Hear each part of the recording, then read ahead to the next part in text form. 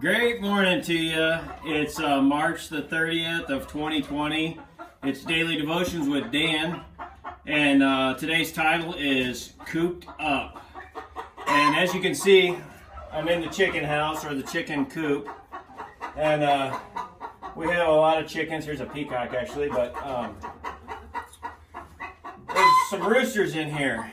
And we take care of these chickens all year round. We feed them every day. We come out and clean it once in a while, but in the wintertime we got to heat the water up. We got to keep the water full. It's kind of a lot of work. They're completely dependent on everything.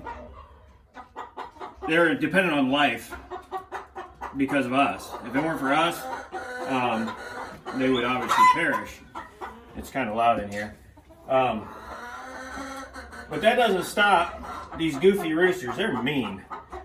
When you turn your back on them in there, they will take after you. I mean, they'll come after you. It's not fun. I'm not a big rooster fan. Anyways, they're good to eat. But I was reminded of Noah. So people call me Noah as a nickname, or they call me Old MacDonald because they have so many animals around. But Noah had to put up with these chickens for a year. So I want to share with you out of Genesis. It's kind of Genesis 5, 6, and 7. I'm going to bounce around a little bit in here, but Noah was, verse 6, or chapter 6. Noah was a righteous man, blameless among the people of his time, and he walked with God. And then it also says, Noah did everything just as God commanded him. So God commanded Noah to go into the ark and your whole family because I have found you righteous in this generation. And Noah did all that the Lord commanded him. Male and female came to Noah and entered into the ark. So his chickens probably weren't like ours that were unruly. It says that they came to Noah and he put them on the ark. And again, it says, as God commanded Noah, then the Lord shut him in. So I look at that and I think, you know what? Yeah, Noah was isolated for a year inside that boat. But beforehand, he was isolated before because, see, God never found any other righteous men in the whole nation, anywhere. It was only one. And I think about how coming up before Noah goes on the boat, how bad it was, how bad it really was. And when all Noah's buddies, or probably didn't have any buddies because he was standing alone, he was standing with God, and everybody around him was sinning. I mean, sinning so bad that God says these things here. It was so bad that the Lord saw how great man's wickedness on the earth had become, and that every inclination of the thoughts of his heart was evil all of the time. The Lord was grieved that he had even made man on the earth. It was so bad that God was saying, man is just horrible. It's horrible.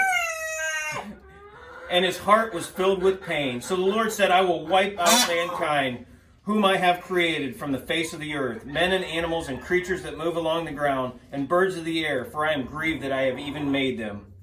And it goes on to say, now the earth was corrupt in God's sight and full of violence. And also, so God said to Noah, I'm going to put an end to all people, for the earth is filled with violence because of them. So you see, Noah was isolated all the way up until he came off the boat. But he was so faithful to God that he found favor in him. So when the flood was over, God remembered in chapter 8, but God remembered Noah and all the wild animals and the livestock that were with him in the ark, and he sent a wind over the earth, and the waters receded.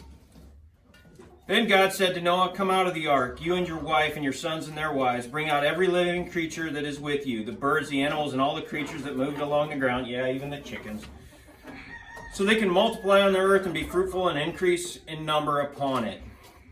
And then in chapter 9, just as I gave you the green plants, I now give you everything. So guys, today, ladies, if you stand with God, He gives you everything. And this is before Jesus came on this earth, but because of Jesus, you get to have eternal life. And life with Jesus, and life with God. There can be nothing sweeter. Nothing sweeter. So keep God in mind today. Keep Him in mind every day. Put Him in your heart. Put Him in your soul.